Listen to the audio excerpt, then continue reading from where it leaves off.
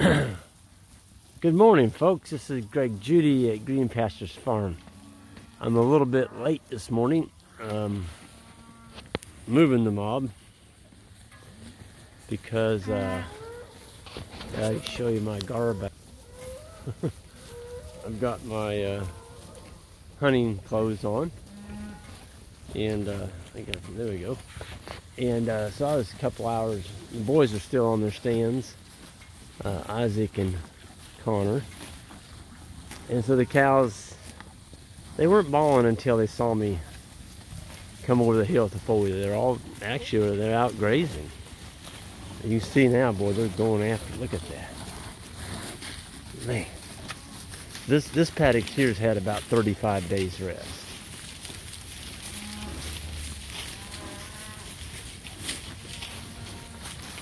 We got one more move tonight, and then we'll be doing a cattle drive in the morning back to Judy Farm. Well, these cows are pretty happy to see me. I didn't let out my normal cow whoop because we got neighbors up here on the hill, and actually on two sides of us here. They're probably still in their deer stands. Now, you know, I'm a deer hunter too. I don't. The cattle, the deer are used to the cows, but I don't want to just let out a big war whoop. So you can see that the cows, I didn't need to do that. Look at them. They're coming down that hill. They're pretty much broke to the sound of that four-wheeler. Oh, look at them gathering up there. They're really figured it out pretty quick.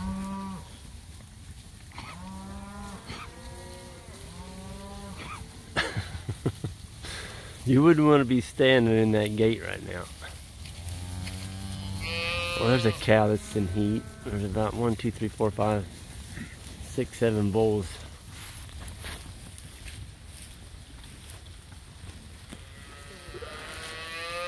Following her this morning. I moved down the Free Choice Enterprises mineral, or cafeteria style mineral. Oh, there's a nice little thick heifer. She's born this year.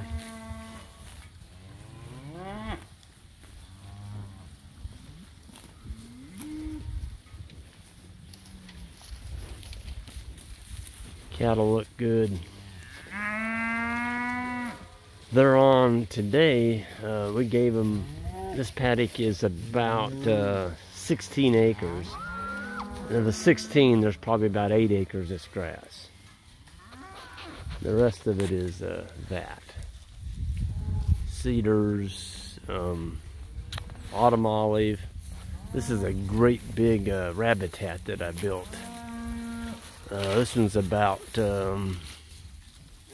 4 years old now. If you come over here in the wintertime, the snow's on, that brush pile all the way around, it's just solid rabbit tracks. There's a lot of rabbits living in there. And the coyotes can't catch them. Well, they'll catch some of them, but they're not going to get them all.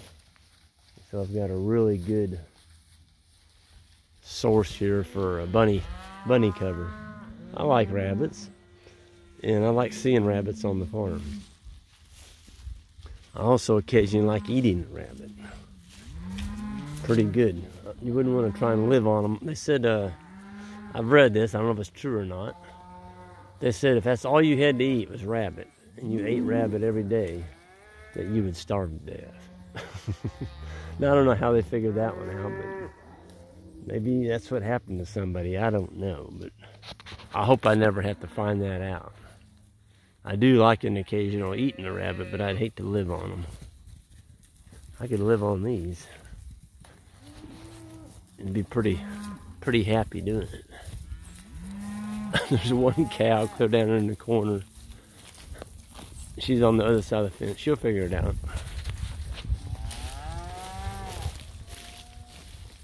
I'm just going to kind of take a romp with my cows, kind of see what they're going into.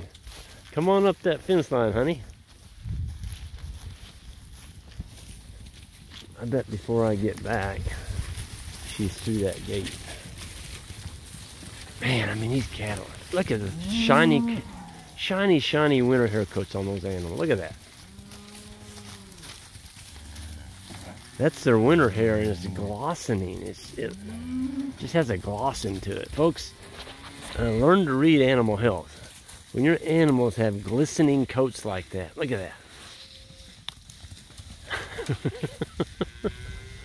When they have glistening coats like that and they're fat like this one, look at that.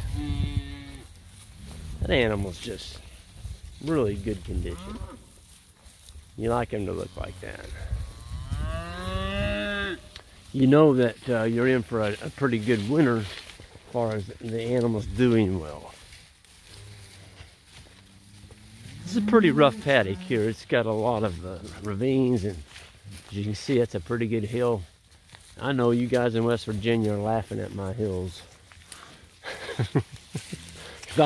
I've been to West Virginia. Matter of fact, I'm going to West Virginia again in Morgantown. I'm going to be speaking there at a conference. Check that out on our website.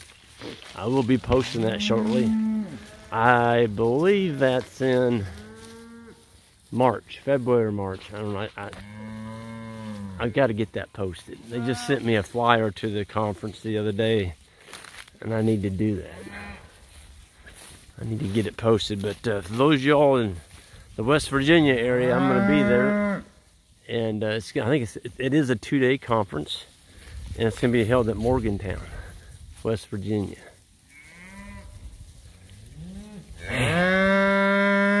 See, these cattle are going after the fescue. That brown grass you're looking at. What are you complaining about? Go find your calf. Big old cow. They're it's not broomstead, just as love grass. That brown stuff right there. And the cattle don't eat it this time of year, but they will trample it. They'll trample it on the ground, and if I can get it put into the seed bank, just trampling on it, the earthworms will appreciate that. They'll eat the heck out of that. Well, there's a nice steer. I forgot I had him. Oh, he's a beaut. He's going to be ready to harvest in probably May. He's going to be one of those that harvest probably around 1,050, 1,100 pounds. Just a beautiful animal. Well, there's talking about pretty animals. Look at that little guy. That's just about a 7-month-old steer. I'm sorry, bull. He's not even 7 months old. Probably more like 5. The cattle are so powerful. They walk up that hill like it's nothing. They're just strong animals. They got 4 legs and they can push. We've got 2 legs. You know, it's harder for a human to traverse a hill like that versus a cow. I've seen cows just almost run up that hill and not be breathing hard when they get to the top. You know, when you walk every day for your meal, it's not brought to you at a dinner plate, at a table, you're really good exercise. And so these animals are in extremely good physical condition. And I had somebody the other day say, well, Gray, when do you trim the hooves on your cows? I'm like, what? I've never trimmed a hoof on a cow, ever. And part of that is these cattle are moving all the time. They're always walking on their feet. They're not being fed grain. And you feed grain to a ruminant, especially a sheep or a beef animal, you grow hoof. Because grain grows horn and it grows hoof. So you want to be trimming your hooves, feed them a bunch of grain, and sure enough, that's what you'll be doing. If I had to trim the hoof of a beef animal, I'd sell it. I can't even fathom that. But they make gates and these big old things that catch them, and you flip the animal on its side where they can't get away, and you get up there and you get your hoof trimmers out and you trim their hooves. It's like, what have we done to our animals? Why do we have to do that? It's just, doesn't make any sense. Leave them in their natural environment. Don't put them in a barn. Don't feed them excessive amounts of grain. And put them on grass, and you know, all your problems go away. There's no wormers. You're not injecting them with hormones and antibiotics and all this other stuff. This is a natural environment, folks. This is what happens with deer.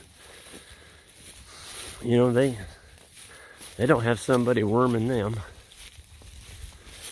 But they're out here in this natural environment eating stuff that was collected by sunlight, grown by sunlight, and that's why they're healthy. I see there's a lot of love grass in here. But there's also some fescue, and here's some orchard grass. The animals are actually getting to pick what they want. And here's our nemesis right there. That little bugger. He's got a good stalk on him too. That's an eastern red cedar. So he's a foot tall right now. And by next fall, he'll be 3 foot tall. And they kill the soil. All these needles drop off on the land, turns the ground underneath it acidic. And once it turns the ground acidic, it turns bare. Nothing will grow underneath that cedar tree. So, I'm not going to do it while I'm filming, but I got a pocket knife. And that trunk is not that big. I can whack him off. So I'm going to put my orange hat right there on that cedar so I don't lose it. Hopefully a cow will come along and pick up my hat and play with it before I come back. Golly, I can't believe the grass had grown back up here. Folks, we were here 30 days ago. 35 days ago.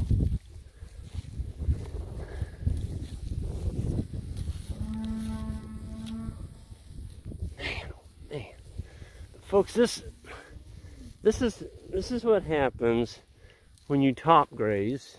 You get into winter, you still got something for your animals to eat. And it all starts in the springtime. You can't just go out there, you know, first day of fall and say, oh, I'm going to stockpile my whole farm. No, it's too late. You've already grazed it all down too short. You're not going to get much regrowth when you graze it in the fall.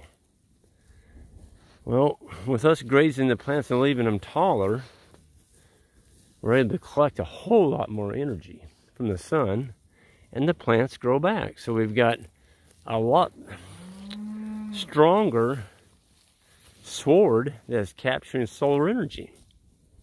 Grows back quicker. If we don't get a rain in the fall, we've got something here to feed our animals. And we're a long ways away from having to feed any hay, and we're looking... Today's November 21st. We're 9 days away from December. Look at that cow. She just knocked my hat off that cedar tree. Honey, I had that covered for a reason. She said, well, it was different, Greg. I wanted to see what it was. As long as I don't see one wearing it. And it is deer season. I probably ought to put that hat back on. I don't want to get... I can remember where that tree's at. There's people hunting up here on top of this hill, possibly. I've got my orange on my hat, or my coat. I just don't want somebody to... I don't think anybody would take a shot down through these cows anyway. You never know.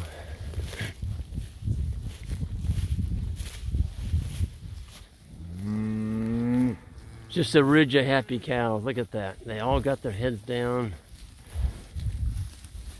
munching, picking the candy up. And they're only going to be here 8 hours. Then we're going to be moving them. Moving them up to Steve and Cindy's for our approach for our cattle drive in the morning. And Karen, I haven't forgot about you. Karen has a package of grass-fed hamburger coming to her. And Jan and I were gone, and I called her up, and her husband Brian graciously accepted our invitation to help the boys move the mob, and I haven't forgot that. Just been busy. Sorry, Karen. And I will get that to you because we surely appreciated you all helping the boys move those cows down that road. It was awesome. Thank you all so much.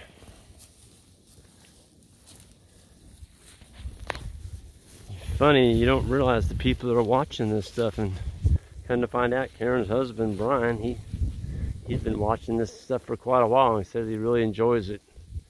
It's relaxing, you know, watching animals that are content, they're healthy, they're shiny looking, they're happy, and they're eating grass. They're not standing in that bare dirt and that manure. They're just in their natural environment, which is pretty awesome.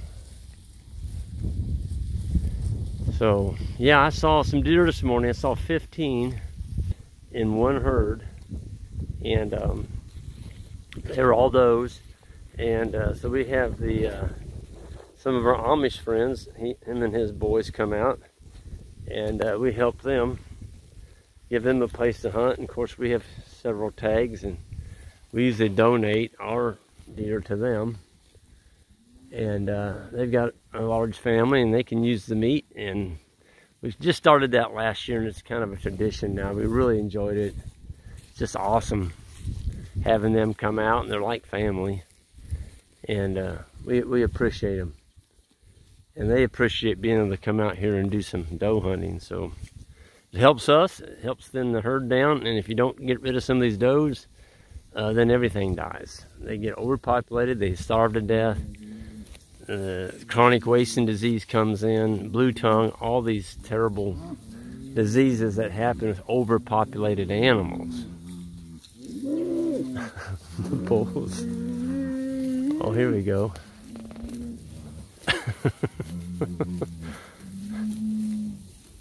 You see that? You know, that one's already given up. No, maybe not. They like just pushing, playing around. Boy, they sound like, you know, water buffalo or Cape buffalo down there, the way they roar, and they'll do that for 5 or 10 minutes sometimes. Boy, there's a pretty little cow calf there. That's one of the fall calving cows. We've only got maybe 5 or 6 of those left. That's one of them right there, but she had a beautiful heifer calf. I like that calf. I like her. She's just right. And she had a daughter that is just right as well. Look at that. That is a pretty calf. Like to see him looking like that. He's gonna, or she's gonna do well. Super good mom. Built just right. Yep. Folks, it doesn't get any better than this. I'm gonna go ahead and sign off of here, and those of you all new to the channel, hit that subscribe button on the way out, and we'll see you next time.